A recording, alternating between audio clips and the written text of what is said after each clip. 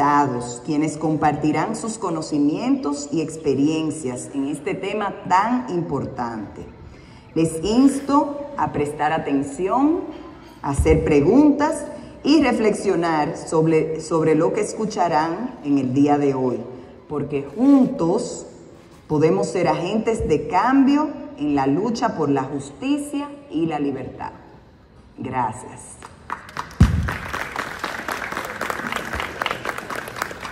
Entonces, vamos a empezar con don José Horacio López, que nos va a estar comentando y hablando sobre sus anécdotas. También tenemos al señor Rolando Espaillat, que también nos va a compartir anécdotas.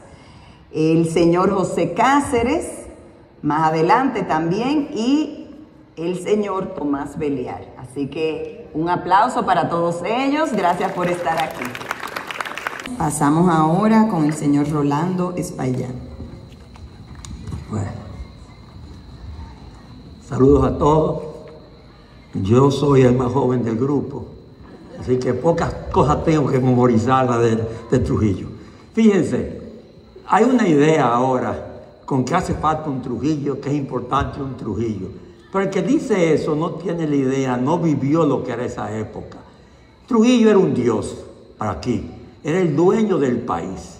Trujillo, en toda la casa, que era un negocio de Trujillo, vendían unas cositas redondas que eran como de material de bronce, que decía, en esta casa Trujillo era el jefe. Y había que comprarlo. O sea que, y las industrias también tenían esa. Era algo que era, ellos tenían, por ejemplo, aquí nosotros como muchachos, digamos, como están ustedes que se van de paseo en una gira y nos montamos en una guagua o nos montamos en una camioneta y había que gozar, viva Trujillo, era parte intrínseca, tú no concebías, tú no tenías que gozar, viva Trujillo, porque era obligatorio eso. Además de eso, por ejemplo,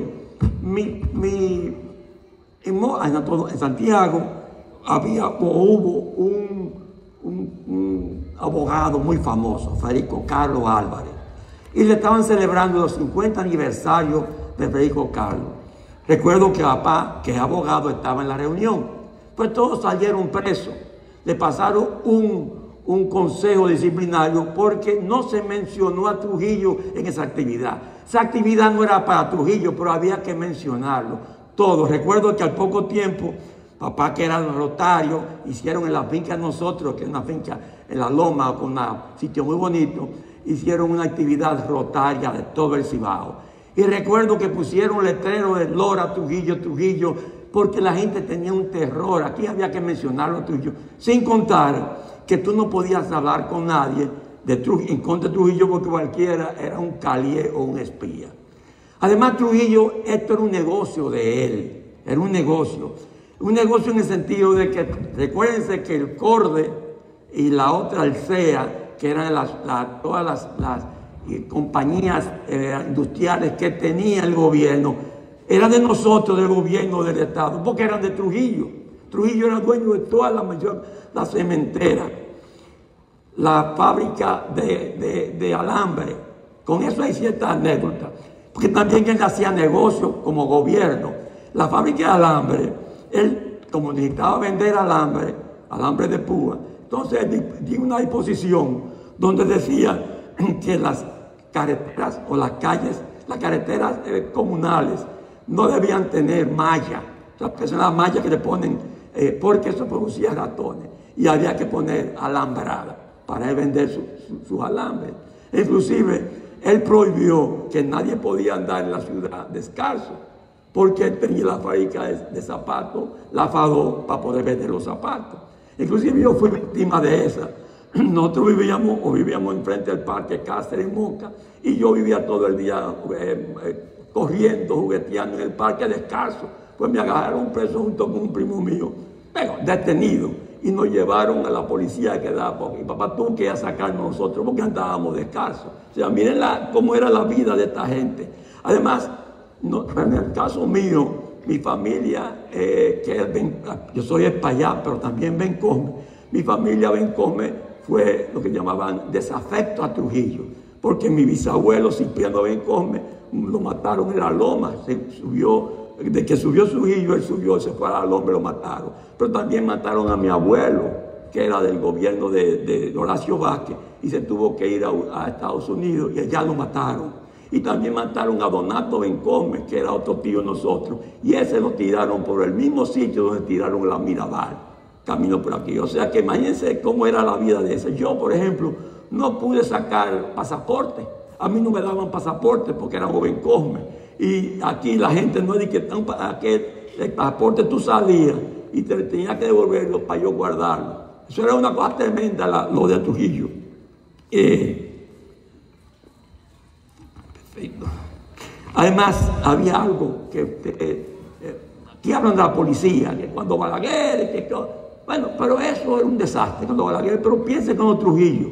Con Trujillo había un grupo, un grupo que se llama el CIN, que era Centro de Inteligencia Militar.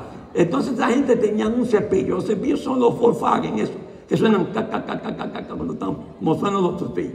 Bueno, pues esa gente salían a la calle de noche y suenan tan.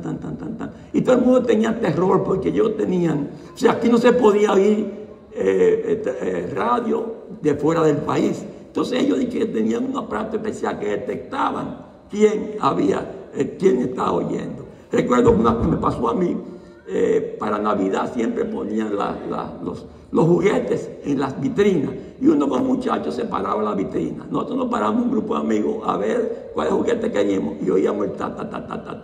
Al lado de nosotros se nos paró era un muchachocito, nos paró un aparato, un carro de eso. Y se pidió y comenzamos a caminar y nos metimos en la casa y ellos atrás de nosotros. Ahora va, o sea, era un terror lo que había aquí, no solamente con la gente que era desafecto a Trujillo, como el caso de nosotros, sino con cualquiera. Muchísima gente aparecía muerta en la calle, tú no sabías quién lo había matado. Después vino cuando mataron a Trujillo, esa es otra etapa. Cuando mataron a Trujillo, la gente, nosotros, también además de que disfrutamos mucho la muerte de Trujillo, lamentablemente, porque inclusive en casa el que se enteró de eso, pero en mi casa fui yo. En esa época lo que había en el radio grandísimo, que tenía una pila grandísima. Y entonces en esa época llegó los transistores y comenzaron a llegar los raditos pequeños.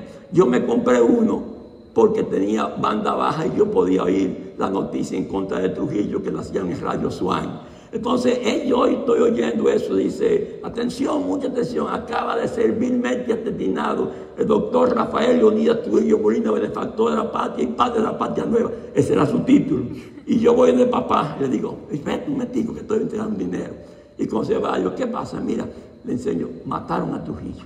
Entonces, o murió Trujillo, no sabía si era matado o no. Y entonces dice, qué barbaridad, yo que acabo de entregarle al secretario de la gobernación un dinero, porque Trujillo iba el próximo domingo a Moca, iba a hacer, porque había un movimiento que hacían de toda la gente viva, de que para que Trujillo pudiera ser reelecto otra vez. O sea que la vida en Santo Domingo, la gente, usted no se puede imaginar lo que era eso.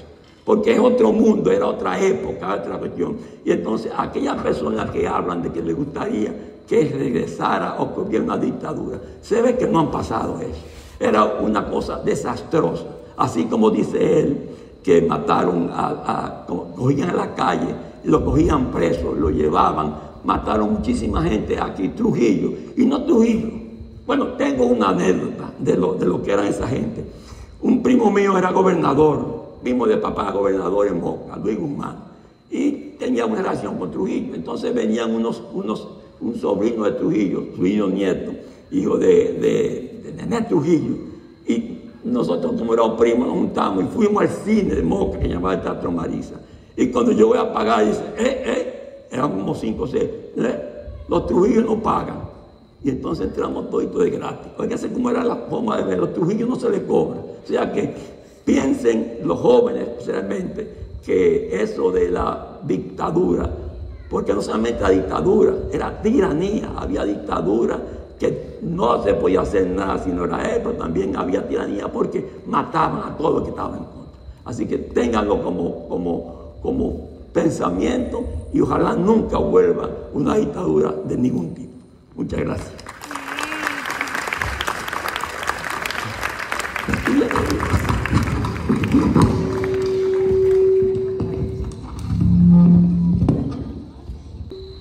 Comentarles que recordando también eso, una anécdota de mi abuela, o sea, ella murió hace 2 años y todavía ella, 3, 4, 5 años atrás, cuando comenzábamos a hablar en familia del gobierno y a criticar cualquier cosa y a hablar de que esto no se debió haber hecho así, bla, bla, bla, y hablábamos, ¿verdad?, normal porque vivimos en una democracia.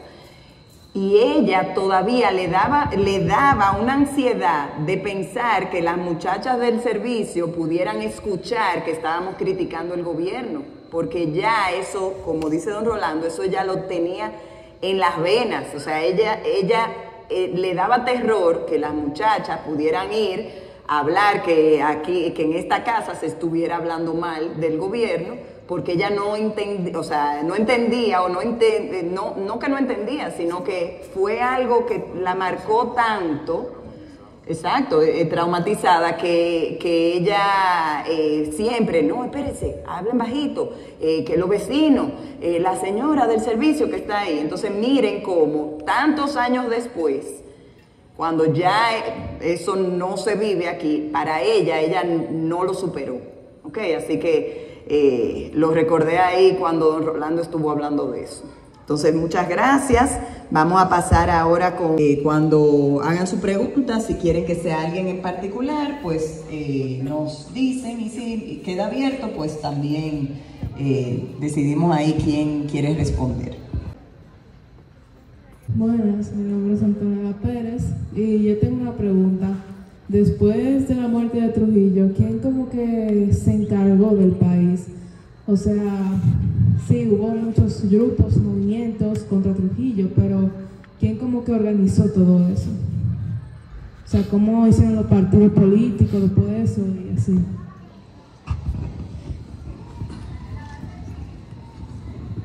Cuando Trujillo lo mataron, el presidente no era Trujillo, era Balaguer.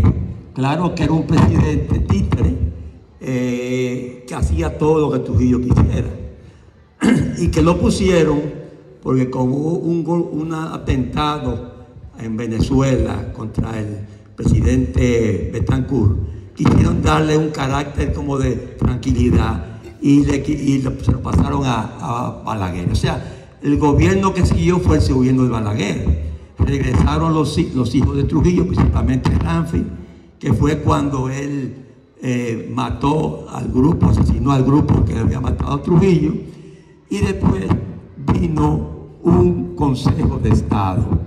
Cuando los Trujillos se fueron, porque al fin y al cabo todavía quedaban hermanos de Trujillo, cuando Ramfi se fue, que le decíamos el pacto a Ramfi, porque él era el general de la Fuerza Armada, del Ejército y de la Marina. O sea que era un pacto, que era general de todo. Y él se fue y quedaron, entonces vino un golpe de Estado de unos militares que estaban en contra de él y llegó el Consejo de Estado. El Consejo de Estado estaba formado por un grupo de dominicanos que más tarde le entregó, hizo una elección, estoy hablando rápidamente, hubo una elección donde ganó Juan Bosch, que duró poco tiempo, porque al poco tiempo hubo un golpe de Estado y vino el triunvirato. O sea que realmente después de Trujillo hubo muchísimos cambios y golpes de Estado, pero realmente siguieron los mismos personajes. Como dice él, aquí no hubo revolución. Hay países donde gana una revolución y rompen con todo lo anterior. Aquí hubo un cambio para decirle que el presidente que siguió era el presidente que había Trujillo mandado. Así que realmente esa fue la forma de cómo se produjo posteriormente a la muerte de Trujillo.